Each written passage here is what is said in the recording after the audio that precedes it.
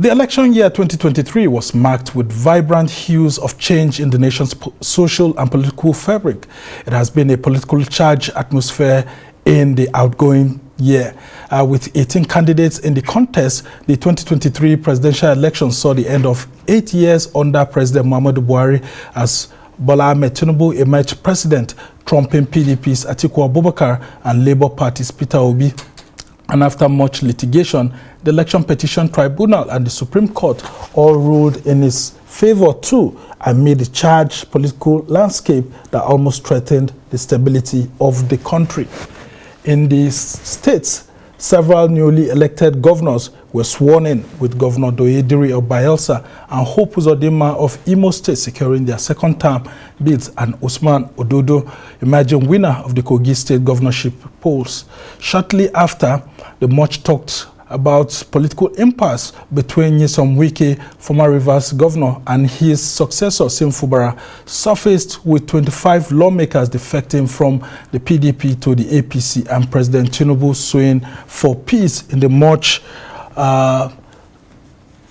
discussed peace pact signed at the presidential villa by both parties. But the year ended politically on a sour note, with the governor of Ondo State, Rotimi Akeredolu, passing away after being ill for some time. His deputy, Lucky Ayedatiwa, who has been having a running battle with Akeredolu, was eventually sworn in as governor of Ondo State. Well, how did things happen and shape the political landscape in 2023, in a year where Nigeria clocked 100 years of the practice of political parties? Don't forget, it was in 1922 to 1923 that the Nigerian National Democratic Party, Nigeria's first political party, came into being, specifically in 1923. And so it's 100 years of the practice of political parties in Nigeria's democracy, though we've had intermittent transitions here and there. Well, to help us throw more light on this is Yabagi Sani, the national chairman of the Action Democratic Party, ADP, who coincidentally was the chairman of the Inter-Party Advisory Council, IPAC, during the outgoing year. Thank you so much for joining us. Thank you, Sam. Yes, it's been a tumultuous year for Nigerian politics. And in September, it was 100 years of the practice of political parties. We had our first political party that was outside the jurisdiction of Lagos in 1923. And that was the Nigerian National Democratic Party. Let's start from there. Though there were political parties, but they were restricted to Lagos, then it was NNDP that was the first party that had a major national outlook. And we had the opportunity coming up until this year, where we had an election year with several political parties participating, 18 political parties in the 2023 general election. What's been your assessment generally? Well, so far so good. As far as democracy is concerned, like we all know, democracy is a journey, and where we are today, we have cause to celebrate, because why are we celebrating? What defines democracy is the ability to conduct elections and form a government, and that has been achieved, conclusively at the national level, at the subnational levels. So I believe we have come a long way. And the most populous nation on the continent of Africa, Nigeria, has really shown that we have the resilience, we have the capacity to accommodate most of these hiccups that we experienced, especially in 2023, during 2023 elections. Like you rightly said, 100 years is not 100 days, and 2023, we are 100 years in mastering the art of management of political parties in Nigeria. It's a big achievement. It's a milestone that is worth celebrating. And indeed, IPAC, we are going to celebrate it, even though it will be, some of it will spill over into 2024. The foremost nationalist that registered, the first political party in Nigeria, a constitutional, under a constitution, was Herbert Macaulay. Who, like you rightly said, in September 1923, following the Clifford Constitution of 1922, registered a political party that contested elections and won seats, in Lagos, and I think with Calabar and other places like that. So I think we've come a long way, and like I said, we are moving on, because the fact of the matter is that we are standing tall, among the Community of Nations, because democracy is moving on. We also, have something to celebrate, which is the fact that today we have somebody, in the seat, that's on the saddle, who is a Democrat, a thoroughbred Democrat, in person of Bola Ahmed Tinubu, who's the president of the country. He has shown that he has the capacity, he has the wherewithal, he has the track record. If you look at what he did in Lagos, by turning the economy of Lagos around, and I believe he will be able to do the same thing in Nigeria. Yes, we're at a stage where things are not what Nigerians want it to be, for a good reason. Because if you look at the coming of this administration, they took hard decisions which need to be taken in the interest of this country. And every time, it's like the saying goes, you want to eat bacon, you have to break the eggs. So that's what Bola Ahmed Tinubu did. He broke the eggs so that we can eat the bacon. Yeah, but a lot of Nigerians are really finding it very difficult. Yes, I agree. We all know that it's a painful decision. And it's like he says, during childbirth, the mother goes through, that period of pains. Yeah. But end of the day, it's a joyful, gift, end of the day. So I believe that's what we're going to experience in this country. Every country you see today had gone through some stages of these painful experiences. And then that is why they are strong today. It defines and strengthens the structure of that country. All right. Yeah. So I believe our economy is, like is a promise of greatness. There's nothing you need that is not in this economy. God has so favored this country with population, with natural resources, with landmass, with position. It's just the leadership that is the major problem. The problem. Yeah. But like I said, we are about getting it right. It anything that has to do with human beings, a social change takes time. It's not a mechanical thing that. Yeah, and that's why I want to bring you back to the issues of the leadership recruitment process. Yes. This was a year that Nigerians recruited their leaders at all levels, because it's a general election year. Yes. And what role did the political parties play in giving Nigerians the best kind of leaders? At the presidential level, you had the likes of Atiku Abubakar, PDP. You yourself, you were a presidential candidate, Action Democratic Party. Peter Obi of Labour Party, Bola Ahmed Tinubu of the APC, and the list goes on and on. Were these people really the best that Nigeria and the political parties could actually offer to the citizens to elect from? When you look at our history, you cannot divorce it from those primordial sentiments, which really add nothing to governance, if you are talking about good governance. But unfortunately, we're at a stage where those things are still the factors that we are grappling with. How do we overcome those rudiments, of existence as a nation, that religion, ethnicity, region becomes a factor, a very strong factor, even at the primaries, and then it ended up tearing some parties apart. It ended up giving parties throwing up candidates that they have to live with.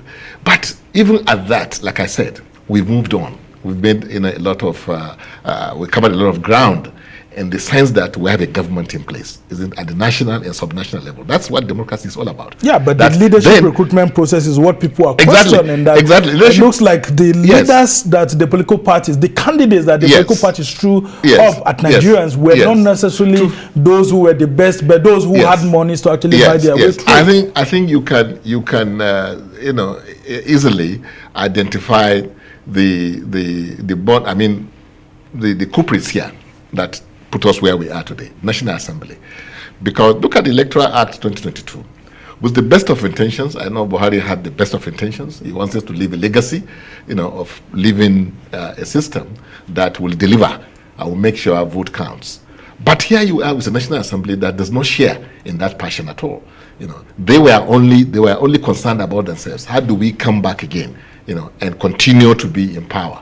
So that's why we didn't get the kind of low electoral act that Nigerians were expecting or thought they had, because Nigerians thought that at the point, and given also the amount of resources, energy, sleepless nights, and determination that INEC, I'm talking about the regulatory agency now, brought to bear, in the build-up to the 2023 elections, everybody expected this election to be far, far, far better than what we had before. But that was not the case. And the political parties also contributed to how badly the nation fared in terms of these elections. It was a fait accompli as far as the political parties are concerned. We were given a law that nobody understands, with so much gaps, obscurity, and things like that, that is up to the judges now to determine, the elections. That's why you have so many people running to court, because nobody, it's not the INEC, it's not the political parties, it's not the contestants, it's not even the electors that can tell you exactly what does it mean. When you say transmit, immediately, when the votes are counted, you expect the result to be transmitted. When you say beavers, you expect beavers to count. And beavers did count, but what happened? Going forward, collation was still left in the hands of the people that conduct the elections. And that is manual. And anything done manual, you can either have environmental error or human error, coming into the process. And that's what happened. So the issue now is that the National Assembly, I hope they will take advantage of the fact that we still have an opportunity to take a second look with the benefit of the hindsight to give us a law that that everybody in this country will understand, that you don't have to go to court before you know what exactly the law is saying. So, people have a way of taking advantage of situations, and that's what happened, in the 2023 elections. And so you had two things. The sentiments that we had, the National Assembly was not nationalistic in their ways. They were so self-centered in what they gave out as the law, and Nigerians were just at the mercy of what the courts are going to say. Now, and you brought the issue of the court back. They've been called for a law to actually stop the courts from pronouncing judgments that declare people winner, that the people have actually lost their powers to the court, the voters. How can we provide some sort of reforms to ensure that voters are the ones who decide that maybe the court system in Nigeria actually throws the ball back to the electorate instead of saying that, look, this person is the winner, as we are saying right now? Yeah, the office of the citizen is number one office in this, should be number one, office in this country. It should be the final arbiter, should be the one that speaks, and people will have to follow, meaning that the votes must count, regardless of what you say. But what we have today, you have laws that have somehow manipulated the process and have taken away that supreme position, that final arbiter position that the citizen, I'm talking about the voters now, occupy. The people will come out in spite of all the challenges to cast their vote. But when you go back, they tell you that the vote, what you cast is not what. And the courts are busy declaring candidates winners, yes, who based on the law that they have, they can interpret, isn't it? Because they are the final interpreters. But when they interpret, because it's so the laws are not so clear. That's the point I'm making. The obscurity which was deliberately put into the Electoral Act, should be removed if we really want the citizen to occupy its position. Meaning that if the citizens come out and vote, that vote must count. That vote must be very, very sacrosanct. All right, let's go to some of the political developments during the year. Some of them were part of the issues that arose outside the conduct of the election. Some people were saying that President Tinubu, then president-elect, should not be sworn in. And there were some things posted everywhere, eyes on the judiciary and all of that. And the issue went up until the Supreme Court, and you would have seen all sorts of things that were put in place. What did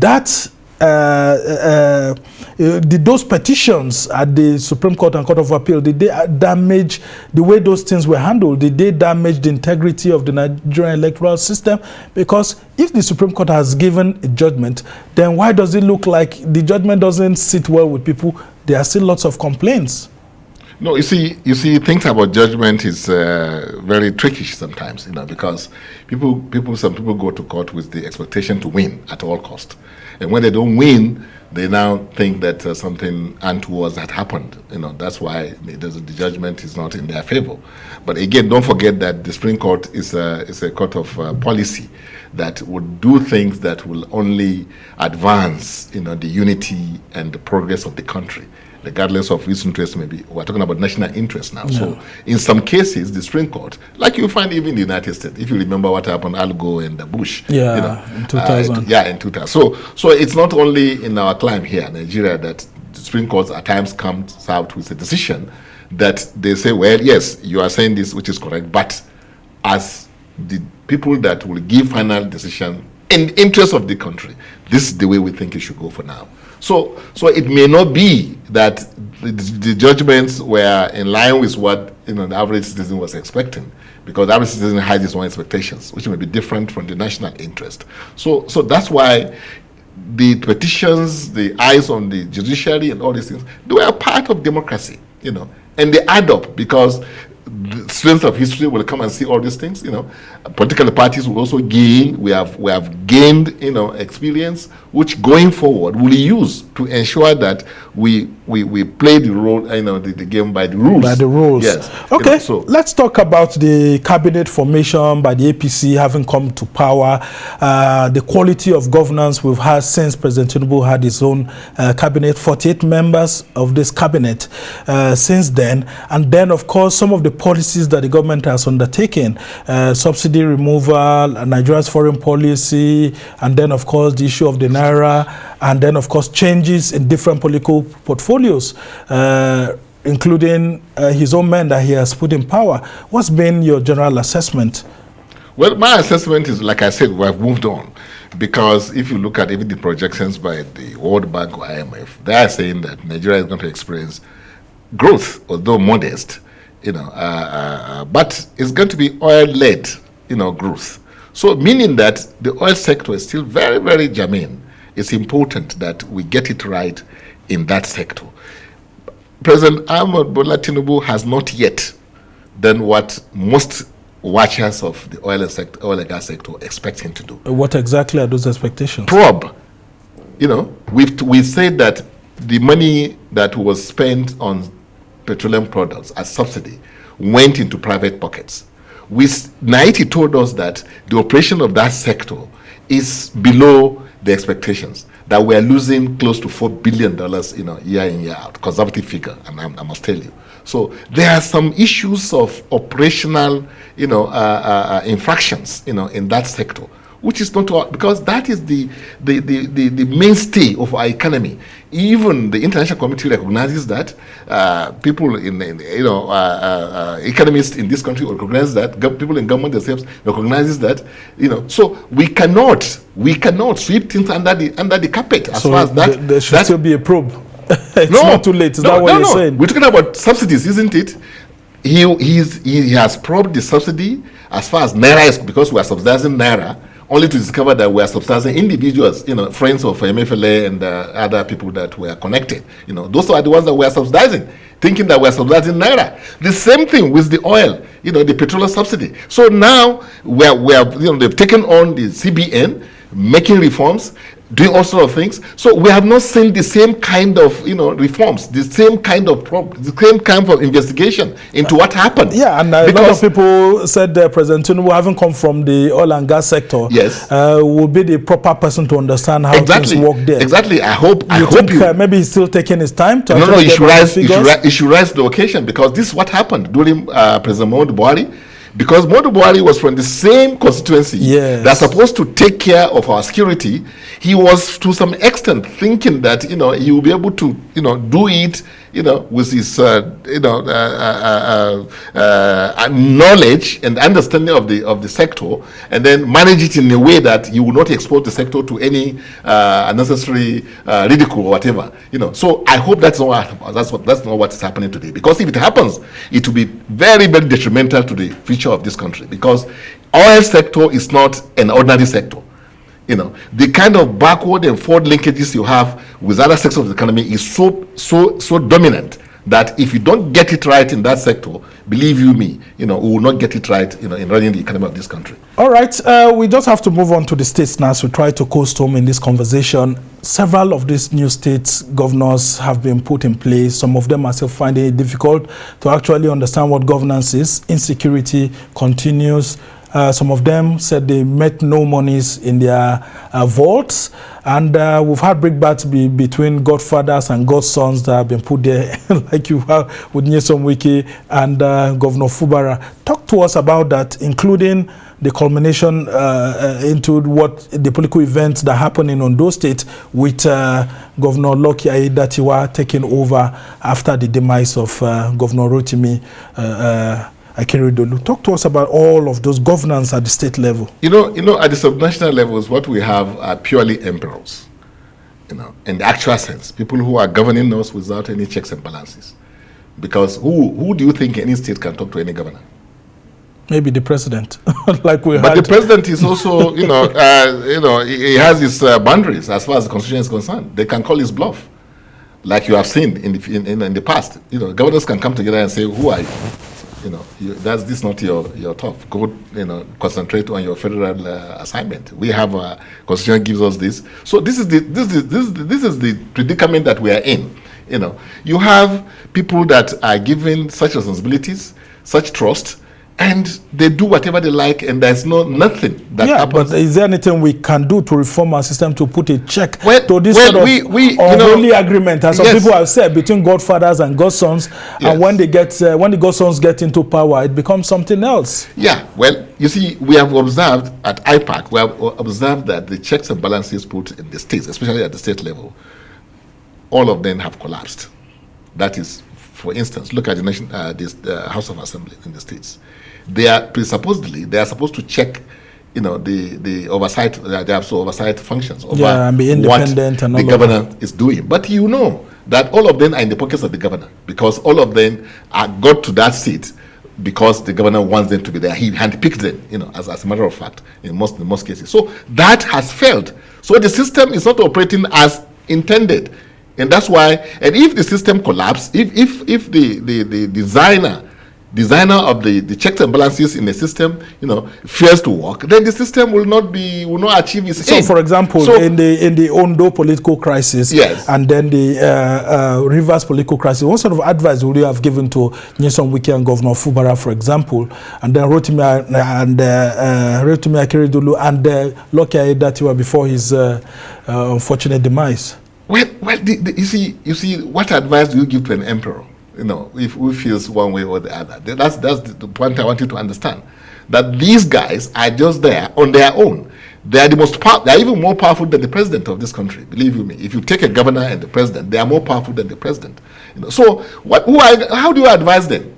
But can't we do something? Are we helpless as a country? When you see agreements that were signed behind closed doors seeming to have an impact on governors, actually, because their godfathers are disturbing them. Exactly. The only way we can is to go back to the Constitution itself, to make some amendments in the Constitution. For instance, you have Revenue Mobilization and Fiscal Allocation Commission, who's supposed to who supervises the allocation of revenue and things between the tiers of government. Why don't you empower that commission, to be able not only to give but also to ask questions? Before you come back to collect, another revenue, tell us what you have done was the one given to you last year. The collection, what you collected from the center. Why not do that? Introduce accountability into the system. Then the Constitution says that you must give account of what you have done to revenue mobilization and allocation, in collaboration with National Assembly, before you can be allowed to take, the next allocation from the center. Yeah, but just quickly before I let you go, in the case of Ondo State, we saw that it was becoming difficult for then sick Governor Akeredolu to transmit power to his deputy. I thought that political mischief was cured after the demise of then President Yar'Adua. What really happened? Why was it difficult in the state for that transition to go on smoothly? No, what you had was the national level. That is the doctrine of necessity, and then you had to have, what do I say now? Maybe more powerful individuals. It was powerful individuals that came together, not the law now, isn't it? It was the individuals that came together and said, no, we must do the right thing. So do you have powerful individuals in those states that can come together and tell the governor that this is what we want, and the governor will do it? Like you had in the case of the Jonathan and the Yaradua, that the former states, head of states and things like came together and said, no, enough is enough. And then the Senate president then brought out this. So that doesn't exist at the subnational level. So this is why we are saying that we need to take a second look at our constitution as regards the kind of powers that we give to people that did not behave as responsible individuals. Okay, I know you don't have a crystal ball, but what are you foreseeing in 2024 within the political cycle? How do you think the polity will be like, very quickly? Well, I believe that we'll have more of Nigerians really, coming more into the political arena. I tell you why. Because this is an economy that, take it or leave it, is public sector driven. All right. So if you really want anything to happen, you must be involved in politics. Okay. Because the politicians that are not there. They decide what happens. All right. So that's why I believe that more Nigerians will realize that we have to get involved. Otherwise, we'll continue to be taken for a ride, and nobody knows what will happen in this. All right. We must thank you so much. Yabagi Sani is the national chairman of the Action Democratic Party. And then, of course, he was the chairman of the Inter-Party Advisory Council within this period while all this political turmoil broke out in 2023. Well, I'm still the national chairman. Yeah, well, I mean, it's so controversial and all of that. Being in court, we can only wish you well. Thank and you I hope that your political outlook for 2024 will be one that citizens will be very much interested in what happens in politics and governance.